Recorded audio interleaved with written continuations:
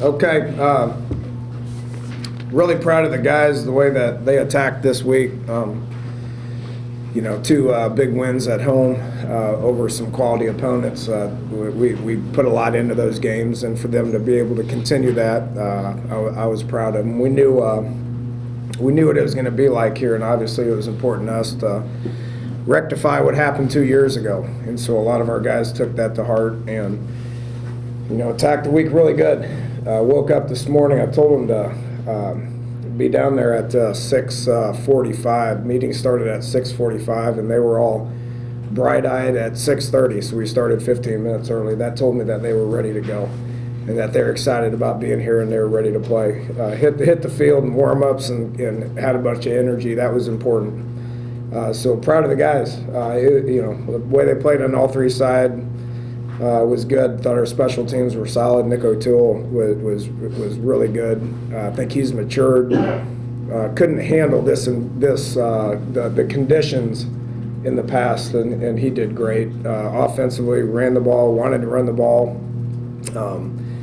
Didn't know Skyler would be our leading rusher, but to have 300-yard rushers, that's obviously important to us. And then defensively, getting turnovers and another shutout. Gibby did a great job with those guys, and got a lot of seniors on that side that it's important to them. So, feel like we're in a good place. Three straight wins. Still got a lot of football left. Getting to 6 wins was important to us. We're bowl eligible. We can start talking about scenarios now. But still got 2 huge games left that is important for us to finish strong. So, proud of the guys. That'll take some questions. No questions? Taking a lot of push for your offense. Taking a lot of push from your offense. I thought it's good. I thought it's been good. You don't rush for over 400 yards or even average. What are we averaging? 240 or something like that without good push from our offensive line. Led by Tyler Orlowski. We didn't even play Pankey today. I mean, he went out with an ankle injury towards the end of the game against Texas. Was hobbled all week. He was a game-time decision. He started, but after one series, he said he couldn't go.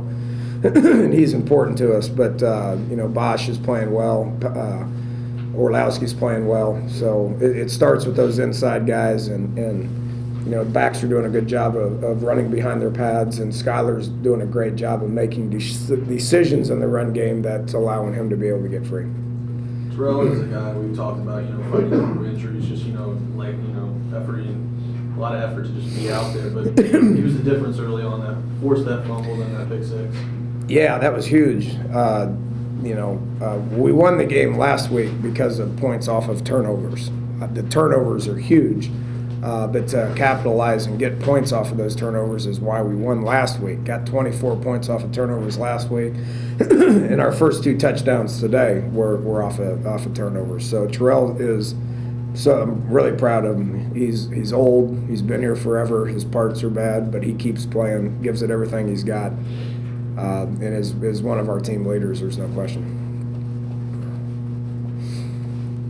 You guys kind of pinpoint what happened to Josh Lambert just on that, because he hesitated, then came through, obviously. Yeah, he saw the clock going down. I didn't know what to do, to be honest with you. I didn't know if I should go for it. Okay, we're up 42-0 or whatever it was. So I was a little slow, and then decided to give him a chance to get out there and kick it. So I was a little slow getting him out there.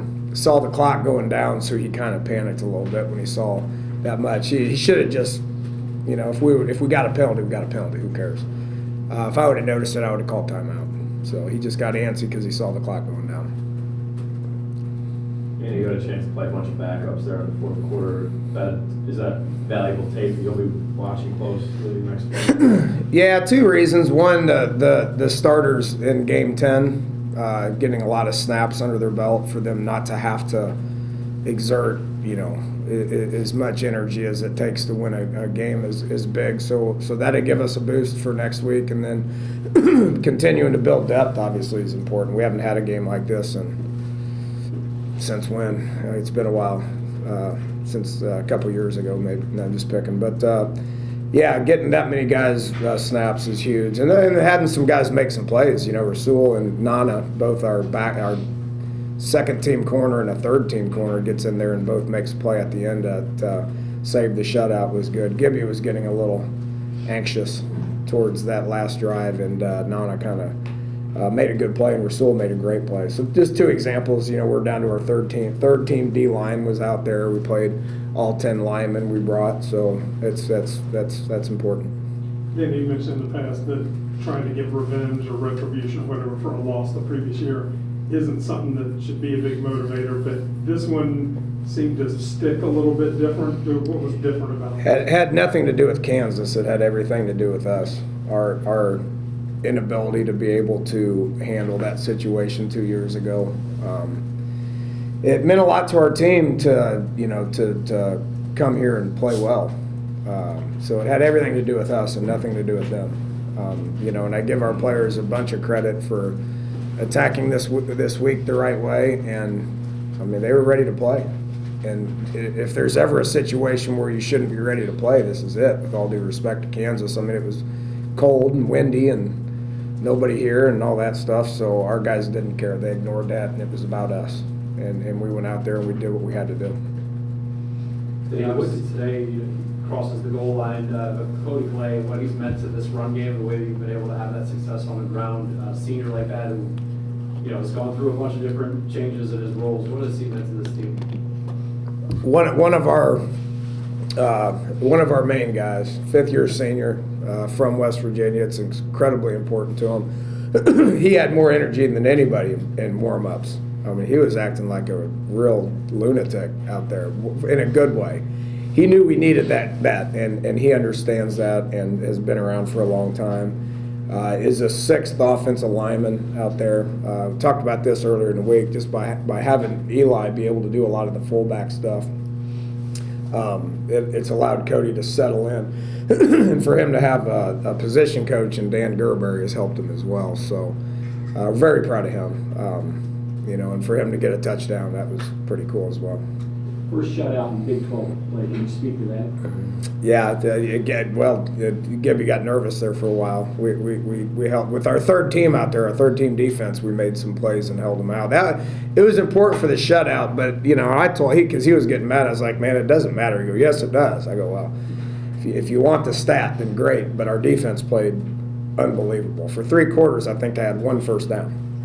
So just really played well. And after what they went through with losing their Carl after 4 games, they've developed their own identity without him and continues to play well. You're 3-0 this month. You've been 1-3 times before that. Not to bring it up, but is there anything different with these guys or with you that's had different success?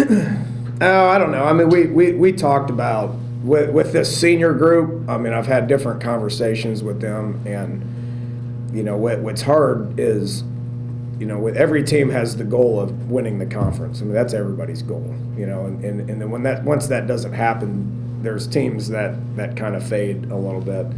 And these seniors, we've had talks about the big picture more than any other senior class that I've talked with. So I think they understand the big picture. When we lost those 4 games in October, they didn't lose sight of what the big picture is. So at that point, we set a goal to finish better than any team that I've been a part of here. We have a chance to be able to do that. Dan, you touched on it a little bit, but it's been 50 years since 3 Mountaineers went over 100 yards. In 1969, they told us. What does that say about where the running game's at? I mean, it seems like it gets a little better each week at this point. Yeah, it's obviously we that's our identity at this point, and we've focused hard on it for the last couple of years of getting better at it, and we've continued to improve at it. Give our offensive coaches a lot of credit. It's not just the decision to go that direction, but it's also Coach Crook and Coach Sider and Coach Galloway and Coach Gerberry, and these guys are coaching it up, and our offense is believing in it. It's a combination of doing things up front with having good backs, and then being creative with our play calling and having a quarterback that can do different things. So I didn't know 400 yards rushing was possible in the football game. I mean, who would have thought that? I don't know if we've had 3. Have we? Yeah, have we had 400? When Tavon had 330 or something like that, we didn't get close to 400. I don't know. It's kind of fun, so we'll keep doing it. I think it's Skyler's right hand looked okay with some guys stepping out this week. Yeah, he hurt it towards the end of last week, and you know, he practiced yesterday for the first time and looked good. We were careful with him. I mean, he can get a bunch of mental reps, and I thought it was good to be able to get Will a lot of reps this week. He stepped in and practiced yesterday and practiced well, so we knew we'd be okay.